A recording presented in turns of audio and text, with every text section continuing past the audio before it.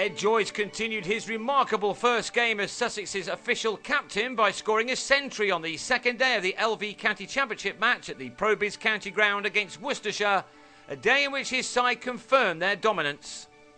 Yet it didn't start too well for them, with Joyce's opening partner Chris Nash falling to the day's 10th delivery, which saw Alan Richardson clatter his stumps.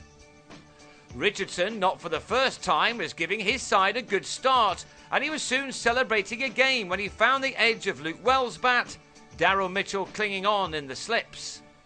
That left Sussex on 36 for 2 on a pitch which has certainly offered the seamers plenty. Joyce was proving a hard man to dislodge, however. The same can't be said of Murray Goodwin, who was leg before to Richard Jones with a total on 65 for 3. The game nicely balanced at this stage.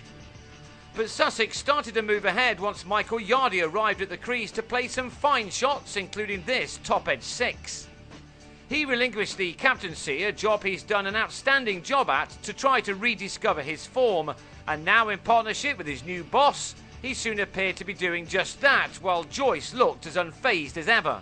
There can't have been many more laid-back players on the surface than the Irishman, who was immediately taking his new responsibility on his shoulders, no doubt with a helpful word or two from the man at the other end.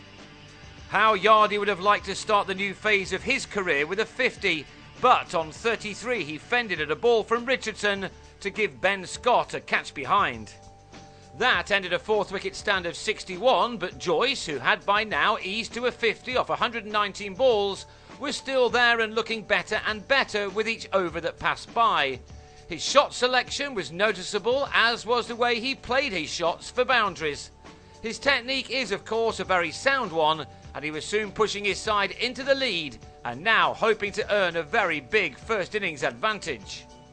A win here for Sussex would put them right back into the title mix, and with Luke Wright now helping his new skipper out, Sussex were giving themselves every chance of that. Wright even took on Richardson, a man who is normally extremely mean. This pull went the distance.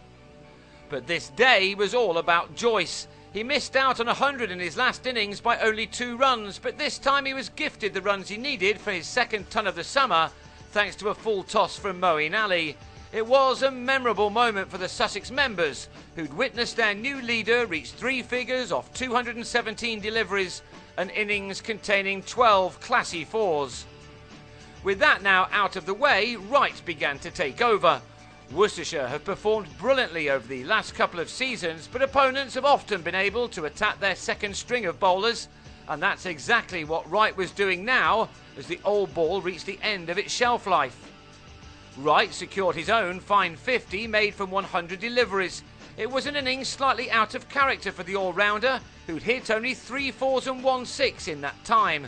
However, in the context of this match, it was a smart knock, just what his side had needed in order to forge ahead. Wright was now scoring the lion's share of the runs as this 5th wicket partnership moved on to 123.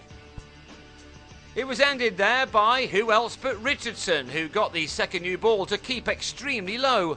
Joyce on 107 didn't even wait for the umpire's decision for the LBW. The lead was soon into 3 figures, with Wright still going well, and just as importantly, in what is a very tight top of the division, batting bonus points were being secured. Wright now looked in the mood to attack. But on 78 he pushed at a delivery from Gareth Andrew and edged to Mitchell. He left with his side on 275 for 6.